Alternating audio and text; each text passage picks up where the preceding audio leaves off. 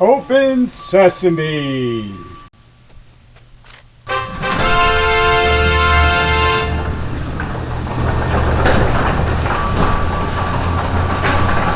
Hey, when we're not traveling, we're often home and working on projects, and we recently installed something called Aladdin Connect, which turned our dumb garage door opener into a smart one.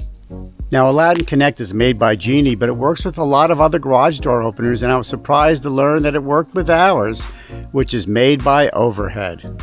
And on Aladdin's website, they have a list of the garage door openers that the Connect is compatible with, and I'll put that right here. You can see it.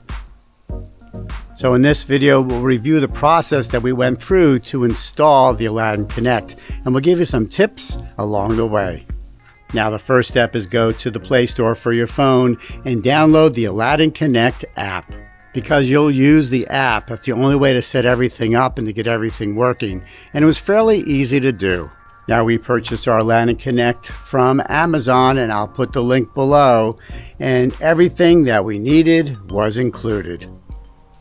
Now, once yours arrives, lay everything out on a table and then open the app.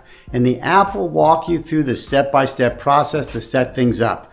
Don't install anything on the wall or in your garage yet. Just follow the app and get things set up first. And the first step you have to do is register your product. They'll have you scan a QR code on the back of the product, at the back of the main unit, to register your product. The next step is you have to get your main unit connected to the Wi-Fi of your home.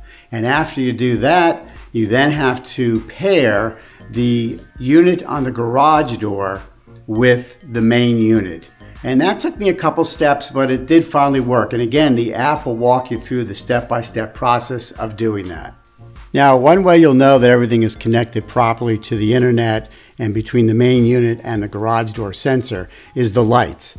A steady green light indicates that this unit is connected successfully to the Wi-Fi network of your home. And the blue light indicates that the unit is connected properly to the sensor that's on the garage. And wherever the blue light is, that's the button that controls your garage. And that is set up during the setup process. So for example, in our case, during the setup process, I set it up so that the center button will be the button that is used to control my garage. And you can actually have up to 3 garages controlled by this one unit. But we only have one garage, and I picked the center one. And that was all delineated during the setup process using the app. But then when I wired in the wire, you have to use the 2 middle connections to wire this to. The first 2 connections are for this button, the middle connection is for this button, and the last 2 connections are for this button. Now, once you've gone through the app process and have everything connected and working, as far as you can tell from the lights on the unit, then it's time to find in the garage where you want to mount everything. Now, the first thing is the garage position sensor, and they say to mount this on the upper panel of your garage door. The videos always show it being mounted on the end over here, but I found a better place to mount it right in the middle for 2 reasons. One, steady, very sturdy metal is behind it to mount it to, but also when it rises up, it's going to be the closest to where I mounted the unit. So I always hope to have a good connection that way. Now, they give you tape to mount this with a mounting bracket. But they say that's only for temporary use. But I used the tape, and then what I also did was put one of the self-tapping screws that was supplied right into there. I didn't have to drill a pilot hole. The self-tapping screw went right through the metal. And they give you a total of 2, but I thought 1 would be sufficient. So I have 1 self-tapping screw right into the metal part of the door. Then you have to decide where to mount the main control unit, and you have a few choices. You can mount it in place of the current existing button. You can put it here in place of this button, or some people will mount it up by the garage door opener itself. The main reason is because there's always a power supply here. And keep that in mind, they only give you an adapter with a 5 feet of cord, and that main unit has to be plugged in for power. But I decided, why get rid of this button? It works pretty well. It's in a good location, and why mount it all the way up here where it's going to be out of the way and I won't be able to open and close the garage door by pushing the button. So what I decided to do is to mount it right near my work area, and this way I have another area where I can hit the button and close the garage, plus that one still works over there. Now the other connection you have to make, other than the power connection that you see here, is they give you a spool of white cord, and this has to connect to the unit up there to open and close the garage by pushing the button.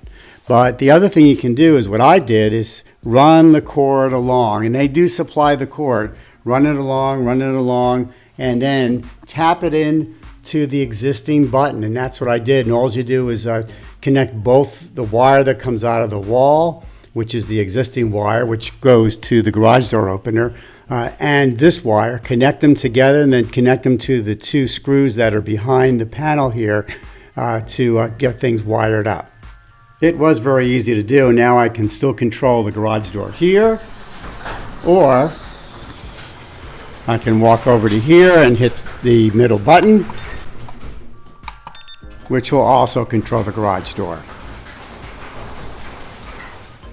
But what makes this garage door system now smart is that I can control the garage door through the app. I can open the garage door, close the garage door, and the app will notify me when the garage door is open or closed. And technically you can be anywhere in the world to monitor and open and close your garage door as long as your phone is connected to the internet. So for example, the door is now open, as you can see. I'm going to hit the button on the app. The unit's beeping behind me. And there goes the garage door. But one of the nice features of the app is that you can actually set the garage door to close automatically when the garage door is open for X amount of minutes. So we have ours set up to close when the garage door has been open for 20 minutes. And Sue really likes that feature because she's always afraid that if the garage door is left open, that animals are going to get into the house. Yeah, we don't want animals in the house. She's got squirrels running in and out of there. It's Animal Farm. And let me give you a demonstration. Let's open the garage door. And let's wait 20 minutes and see what happens.